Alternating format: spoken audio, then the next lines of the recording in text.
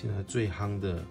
锁车音效，那记得要更新到最新的版本，它就可以使用。那很简单，我们插入随身碟，那我们也可以用原本行车记录器的那一颗。那进来之后呢，我们就把自己喜欢的音乐，好，那记得要1mega以下，好，那把它拉进来，把它拉进来，像这个我们用哥吉拉，那弄完之后呢，我们就把它打名，做一个更改，改成这样的字串，好，然后点 WAV， 那如果这样子拉进去，我们就可以上车去做操作了。那如果假如说没有的话，那就是把后面的 WAV 把它删掉，它有可能副档名会重复打，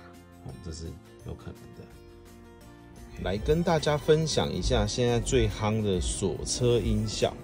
我们更新完之后，最近新的更新完之后，我们会在玩具盒里面的音箱，这里会有一个锁定音效。那它这边其实有一些预设的，比如说什么放屁啊，什么，这个都有。那如果你要用自定音效的话，就选 USB。好，那 USB 的话，我们就是用跟行车记录器同一颗那个手套箱里面的那一颗 USB 用一样就可以了。所以我现在把它拔起来，